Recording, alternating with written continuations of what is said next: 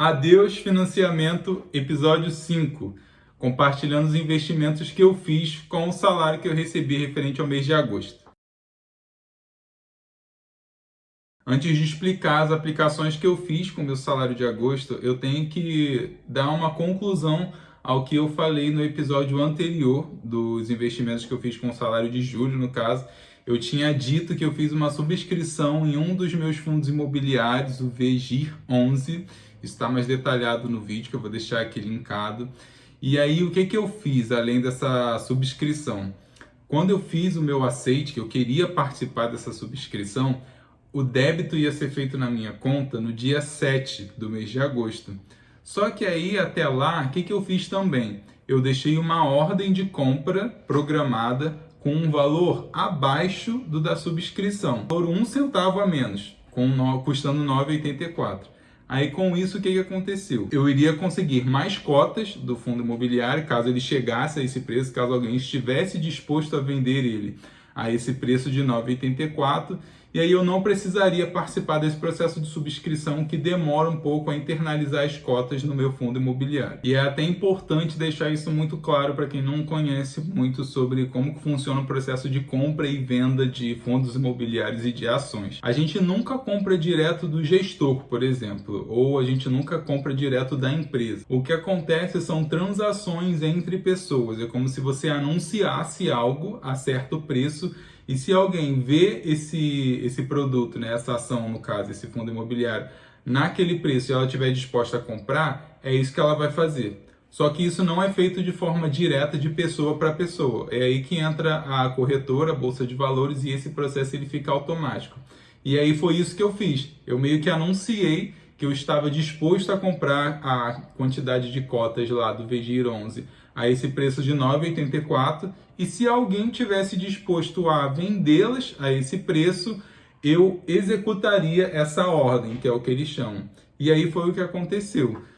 Tanto que a minha posição em VGIR 11 ela subiu muito em virtude disso. Não foi por causa da subscrição, foi por conta dessa ordem que eu fiz. Só para ficar claro e dar uma conclusão a que eu comecei lá no último vídeo da série. Uma outra novidade que aconteceu na minha carteira foi que eu me livrei de um dos fundos imobiliários que estavam nela, que é o BCFF11. Eu tinha só 3 cotas desse fundo que eu comprei na época a R$ 9,00 cada, e eu as vendi pelo preço de R$ 8,34, porque é o preço que ele estava cotado no mercado no momento. Tive um leve prejuízo, mas nada muito substancial. Eu quis me livrar desse fundo porque ele é um fundo de fundos. Ele basicamente compra outros fundos imobiliários e remunera a gente com o que ele ganha de dividendos desses fundos imobiliários. E aí eu percebi que isso não faz muito sentido, porque se eu quiser receber de fundos imobiliários, deixa que eu compro. Eu não preciso comprar um fundo que compra outros fundos para me remunerar. Eu fiz isso na época porque eu não conhecia muito bem, achei que que era um ativo ok, mas não faz mais sentido, então eu me desfiz dele. Daí, além de eu ter me desfeito dele, ter conseguido um valorzinho a mais, somando isso com o que eu recebi de dividendos nesse mês de agosto, eu comprei 5 cotas de Auren, que é a empresa lá da minha carteira, que é uma geradora de energia, uma comercializadora, e ela está vindo com muita força, fazendo aquisições de novas empresas, se juntando e investindo muito para conseguir fazer boas entregas. Eu acredito muito no ramo da energia como setor perene, é um segmento para mim muito certo de eu estar sempre aplicando meu dinheiro. Para a energia na minha carteira eu tenho a Auren, que é uma posição até pequena, só tinha uma ação, aí agora que eu comprei 5 eu tô com 6, e a Taesa, que foi a primeira empresa de fato que eu comecei a comprar ações, Americanas não conta. Aí eu tô com a Taesa transmitindo energia e a Auren distribuindo, comercializando e fazendo ainda outras ações. Aí agora finalmente o que eu fiz com o que eu recebi real do meu salário, o que eu separei para investir. Dessa vez eu fiz um pouco diferente, porque os R$ 150 que eu sempre reservo para colocar na reserva de emergência, esse mês eu não fiz isso, porque o dinheiro que eu iria usar lá, eu precisei utilizar para uma intercorrência que aconteceu na minha vida. E isso é até bom, que fica uma prova social do quão importante é você ter uma reserva de emergência. Além de eu não ter aplicado lá esses 150, de eu ter precisado utilizar, eu resgatei boa parte do que eu tinha lá, que foi o meu primeiro investimento no Banco Sofis, uns 500 e pouquinhos reais. Vou mostrar aqui ao lado o vídeo de como que foi esse resgate, é muito tranquilo. O único contra é que você tem que fazer isso num dia útil, mas aí de qualquer forma ele retorna na hora para sua conta e é um processo bem tranquilo. Então, somando esse valor que eu resgatei do Banco Sofisa, lá da minha reserva de emergência, com os 150 que eu costumo investir todo mês, eu consegui quitar a intercorrência que aconteceu comigo, que eu precisei lidar com esse custo imprevisto e, ao mesmo tempo, eu não me descapitalizei. Ou seja, eu não precisei entrar numa nova dívida com o cartão, eu não precisei tirar um dinheiro que eu estava já programado para pagar outras coisas. Não, eu apenas saquei da minha reserva de emergência e aí eu não passei por grandes apuros, digamos assim. E a ideia é justamente essa, você não ser surpreendido, você está minimamente preparado para quando acontecer alguma coisa, você sabe que tem um local a quem recorrer. Você resgata aquele dinheiro, pacifica o problema que aconteceu e a sua vida não vai sofrer grandes mudanças por conta dessa intercorrência. Você vai seguir a sua rotina de pagamentos normal. E aí, partindo para os investimentos de risco das criptomoedas, esse mês de agosto, todas elas desvalorizaram bastante por motivos econômicos diversos que não vale a pena ficar comentando aqui. E eu optei por comprar Ethereum, que é a segunda cripto mais valiosa do mercado, porque ela estava cotada a um preço inferior ao que eu tenho de preço médio dela, então tá aí a ordem do lado de como que eu comprei Ethereum. Eu só dei uma vacilada porque eu não transferi o dinheiro para minha conta da Binance, da Exchange, que é onde eu compro as criptomoedas. Eu fiz uma compra direto selecionando a moeda. E aí, por conta disso, você paga uma pequena taxa. Vou deixar também destacado o valor da taxa que eu tive que pagar. Não é muito expressivo, mas assim, se você puder não pagar essa taxa, é melhor. Então, eu peguei isso também como aprendizado, não comprar de forma direta com o Pix, mas antes transferir o dinheiro da minha conta, que aí eu não pago taxa nenhuma e depois é só eu fazer a etapa de compra. É como se você dividisse o processo em duas partes e dessa vez que eu fiz agora com o salário de agosto, eu fiz em uma etapa só. Você até economiza tempo, mas aí pagar a taxa não faz sentido, então foi uma vez para nunca mais. E aí eu estava desbalanceado na minha carteira, eu tinha mais posições em fundos imobiliários do que em ações, e a ideia é ficar ali para páreo o valor que eu tenho investido em cada um desses ativos. E eu resolvi comprar tudo de Vale. Deixei aqui também do lado a ordem de quanto que eu paguei em Vale, quanto que isso me custou, porque é uma empresa que está pagando aí bons dividendos e isso sempre chama a minha atenção.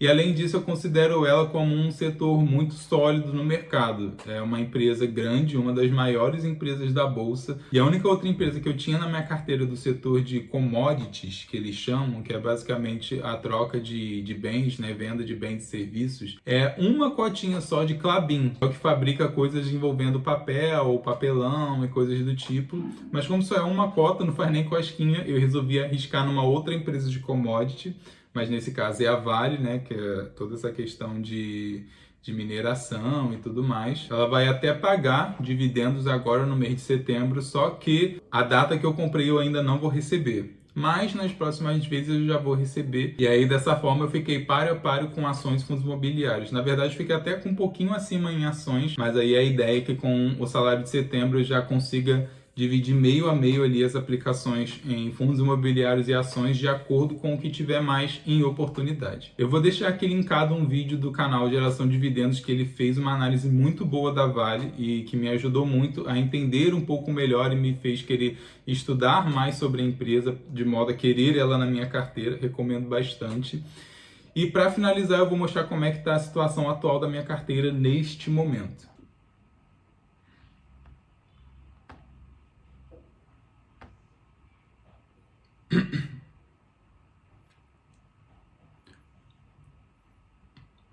Bem, agora um resumão da minha carteira.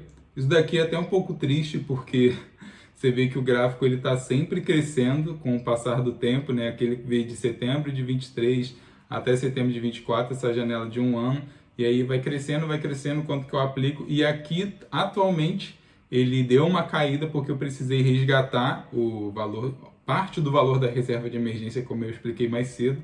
Mas tudo bem, a reserva de emergência é para isso mesmo. Eu nem considero muito um investimento e não precisei. E foi como eu falei antes, eu não passei nenhum aperto por conta disso, porque eu tinha esse dinheiro lá guardadinho e essa intercorrência não impactou aqui na rotina de casa.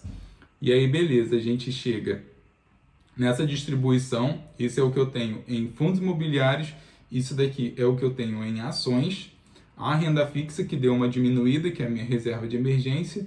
Esse aqui é o valor em criptos, isso aqui nem conta porque é uma BDR do Nubank que ele deu de graça para todo mundo, então tá aqui só por estar. Agora vamos dar uma olhada em como está a evolução dos meus dividendos. Aqui está como proventos o nome, certo? Essa daqui é a visão anual. Você vê que em 2020 foi R$ 29,96 que eu recebi. Aí em 2021 já foi para quase R$ 50.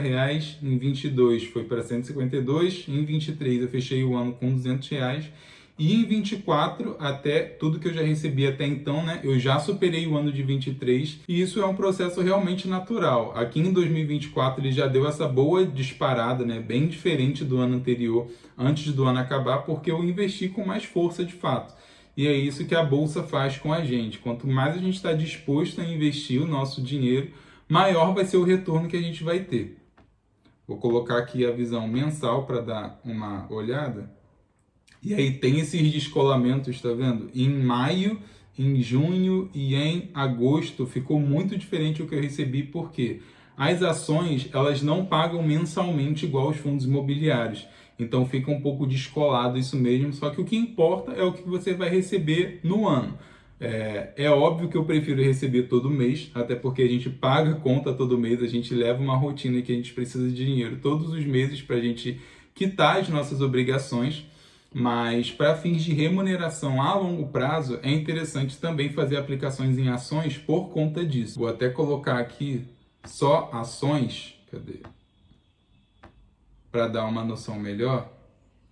Você viu, eu comecei esse ano investindo em ações, aí em maio eu tive esse valor, em junho ficou um pouco acima, em agosto eu recebi um pouco menos, porque é aquilo, não são todas as empresas que pagam igual, vai ter empresa que vai oscilar de um mês para outro e é tudo bem.